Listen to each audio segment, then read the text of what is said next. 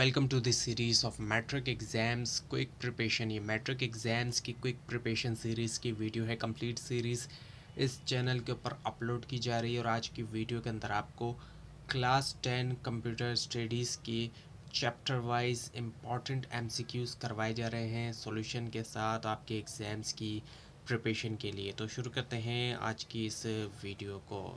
अब जो chapter number 1 है problem solving and algorithm designing, उसमें जो इम्पॉर्टेंट है उसमें पहला ये कि what is step by step solution of a problem called, यानी कि जो स्टेप बाय स्टेप सॉल्यूशन होता है एक प्रॉब्लम का वो क्या कहलाया जाता है, तो उसको कहते हैं एल्गोरिथम। यानी कि आंसर नंबर इसका है ऑप्शन नंबर सी, यानी कि एल्गोरिथम। और उसके बाद ये कि which of these structures show hierarchical relationship, इनमें से कौन सा, ये जितने भी स्ट्रक्चर्स दिए गए इनमें से कौन सा जो है वो शो करता है हायरार्किकल रिलेशनशिप को, वो शो करता है। So the answer is C, यानी कि ट्री। उसके बाद ये कि in program planning the first step is, जब प्रोग्राम प्लानिंग के अंदर जो पहला स्टेप होता है वो क्या होता है। So the first step is C, वो है डिफाइन प्रॉब्लम, यानी कि प्रॉब्लम की डेफिनेशन दी जाए, प्रॉब्लम को ही डिफाइन किया जाए। प्रॉब्लम पता होगी तो ही आगे जो है वो। नाउ दी चैप्टर नंबर 2 जो कि है basics of programming in C plus plus, तो उसमें ये कि which of the following is a high level language, इनमें से कौन सी जो है वो हाई लेवल लैंग्वेज है जितनी भी लैंग्वेजेस दी गई हैं। So the answer is C, जो कि है C plus plus. So this one is the answer. उसके बाद ये कि a valid identifier in C plus plus must start with, एक जो वैलिड आइडेंटिफायर होता है सी प्लस प्लस के अंदर उसको लाजमी तौर पर स्टार्ट होना चाहिए इनमें से किसके साथ। द आंसर इज़ अल्फ़ाबेट और अंडरस्कोर, अल्फ़ाबेट या जो अंडरस्कोर है उसके साथ। उसके बाद ये अ कांस्टेंट इज़, एक कांस्टेंट जो है वो इनमें से क्या है। Fixed value that does not change. So constant क्या है, B, fixed value that does not change. इसी वजह से इसको कांस्टेंट कहा जाता है क्योंकि फिक्स वैल्यू होती है जो कि चेंज नहीं होती, वरना वेरिएबल में तो क्या होता है कि चेंज होता है, इसलिए वो वेरिएबल होता है, वेरी करता है। लेकिन ये कांस्टेंट होता है, ये फिक्स है, ये वेरी नहीं करता। नाउ दी लेसन नंबर 3, जो चैप्टर नंबर 3 है अगर उसमें से हम देखें तो उसमें जो कि input output handling in C plus plus है, तो एमसीक्यूज़ ये है कि which function is used for output in C plus plus, इनमें से कौन सा फंक्शन उसका इस्तेमाल किया जाता है आउटपुट के लिए सी प्लस प्लस में। So the answer is C, जो कि है भी C out. C out, out के लिए सी आउट, आउटपुट के लिए सी आउट का इस्तेमाल किया जाता है सी प्लस प्लस में। इसको याद रखना भी बहुत आसान है, सी प्लस प्लस में इसका इस्तेमाल किया जाता है सी से, सी प्लस प्लस का सी और आउटपुट का आउट, सो सी आउट। उसके बाद ये कि escape sequence for new line is, जो स्केप सीक्वेंस होता है न्यू लाइन के लिए, नई लाइन के लिए क्या है।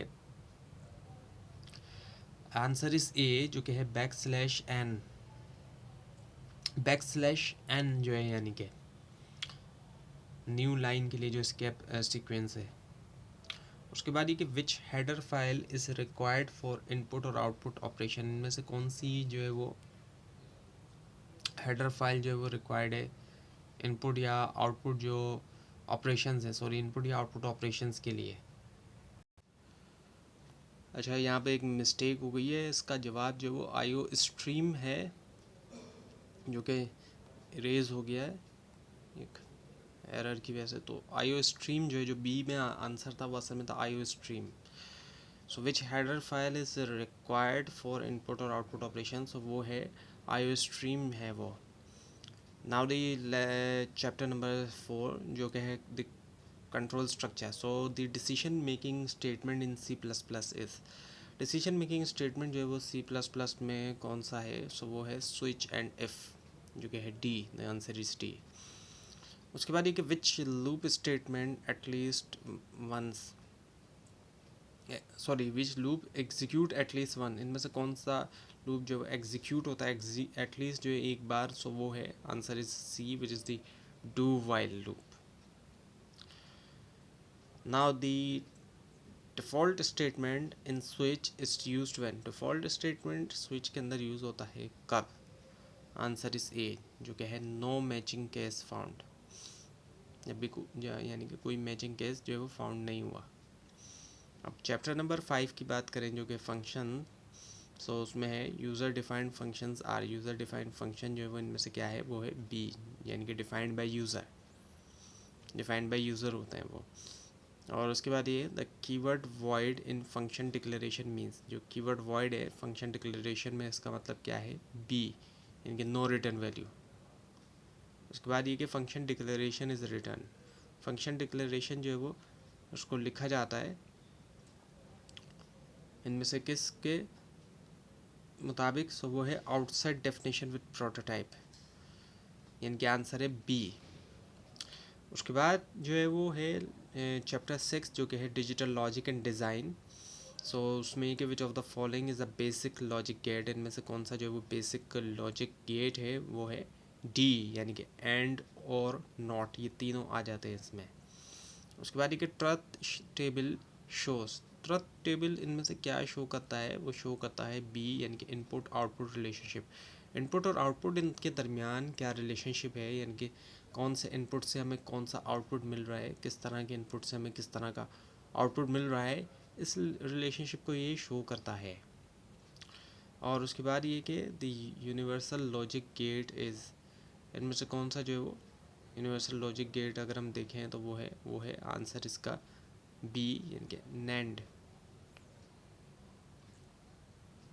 Now the unit number 7, introduction to scratch. So scratch is a language for, अब स्क्रैच जो एक विजुअलाइजेशन वाली एक लैंग्वेज है, और इसके ज़रिए क्या किया जाता है, एनिमेशन एंड गेम्स, एनिमेशन और गेम्स इसके ज़रिए किए जाते हैं, बनाई जाती है। उसके बाद ये कि in Scratch the character that performs action is called, वो करेक्टर जो एक्शन परफॉर्म कर रहा है स्क्रैच के अंदर, उसको हम क्या कहते हैं, सो वो है स्प्राइट। उसके बाद ये कि in Scratch a series of blocks that perform task is called, Scratch के अंदर एक सीरीज़ होती है ब्लॉक्स की जो कि परफॉर्म टास्क करते हैं, वो खिलाए जाते हैं क्या, स्क्रिप्ट। तो ये थी आज की वीडियो। आपको अगर इस बारे में कोई क्वेश्चन है और इसके अंदर आपको कोई मिस्टेक भी दिखाई दे तो ज़रूर हाईलाइट कीजिए, और इस चैनल के ऊपर कंप्लीट जो है वो सॉल्व जो सीरीज़ है इंपॉर्टेंट क्वेश्चंस की, वो अपलोड की जा रही है। उस कंप्लीट सीरीज़ को देखने के लिए और एग्ज़ाम्स की प्रिपरेशन के लिए इस चैनल को सब्सक्राइब कीजिए, बेल आइकन के ऊपर क्लिक कीजिए। Thanks for watching this video and best of luck.